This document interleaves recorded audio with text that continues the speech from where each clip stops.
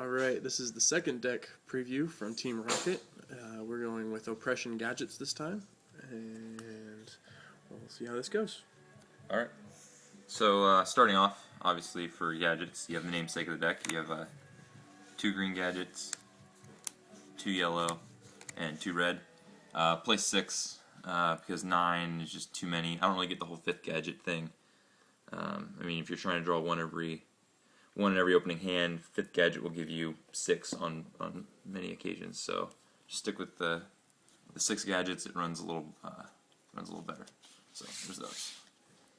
And then Cyber Dragon. Getting Cyber Dragon at 2 was huge for this deck. Helps maintain field presence, attacks over Gravekeeper spies, other things that gadgets are too small to deal with.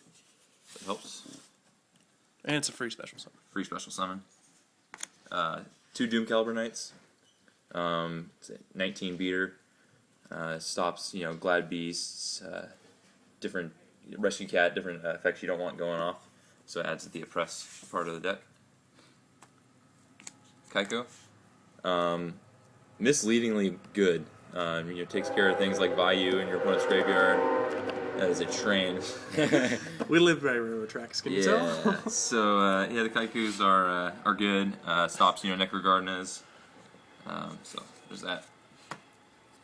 Breaker. Some people don't like Breaker. I like it at 1. Stops counter traps. You can get after Black Whirlwinds.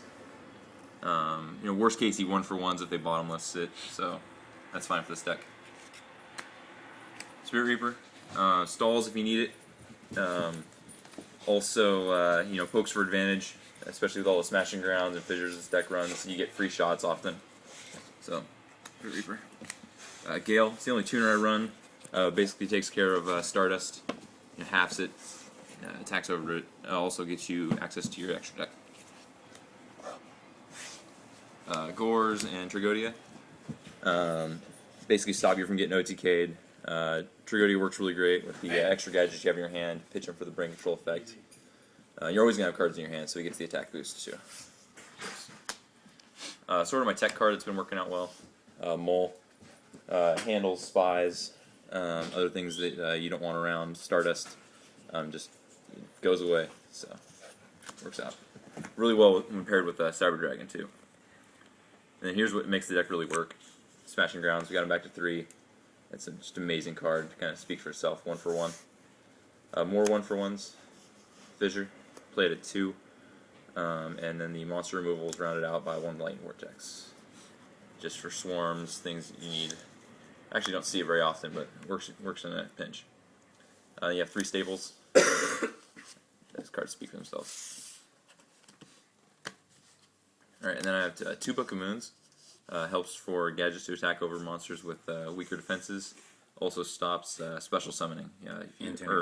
Stops tuners. That's what I meant. So you can flip the tuner face down, and they can't attack with or can't sink till next turn. Kind of helps to stall too. Then I have a little bit of a draw engine here. I run a lot of darks, so I use Allure Darkness.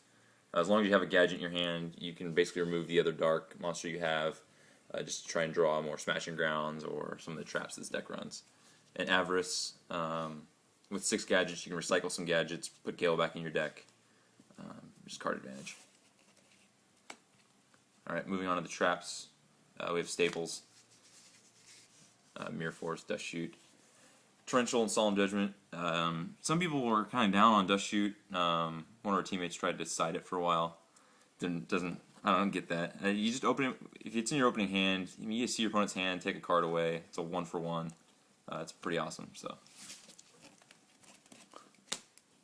then we have 2 Bottomless, another 1-for-1. Protects the gadgets when they're on the field. Also helps protect like a Spirit Reaper if you leave it out there, attack position. So those are always good. All right, Royal Oppression, the other namesake of the deck.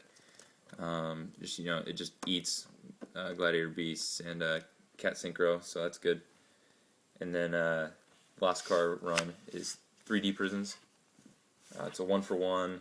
Works better than Widespread Ruin and Sekretsu because it stops Stardust. Having some problems with Thought Ruler, but we'll see how that goes. I guess the Smashing Grounds will take care of that. So that's the rest of the main deck. It's 42 cards. So we'll move on to the side deck. First cards in side deck are Thunder Kings. Mostly we'll play these if I'm in a matchup against Blackwings, because the Doom Caliber Knights have problems with value. So this helps just to side out for that. It's a 19 beater. Also adds the oppression aspect of the deck. DD Assailant. I like it over DD Warrior Lady just because it has the extra attack and defense. I don't really care for the optional thing. It doesn't really matter to me. It helps against Glad Beasts.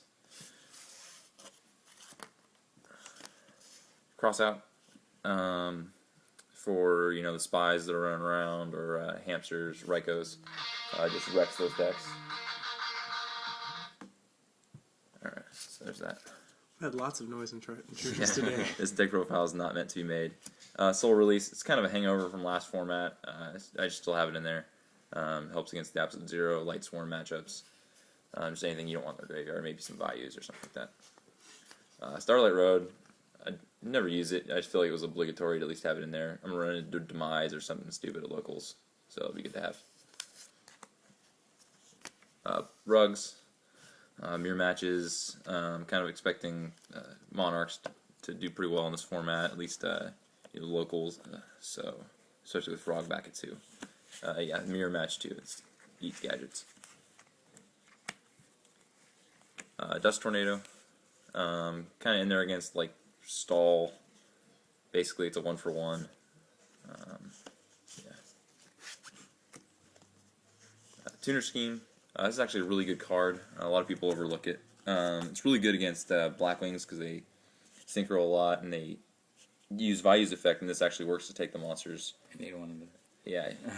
Sure. What's that? I need one of those. Yeah, we need some more of these. So check out our trade binders too. And then lastly, Mirror of Oaths. Still kind of worried about Glad Beast matchups. So yeah, that's it. If you guys have any other ideas for my side deck, main deck, still working on it. So let us know. That's it.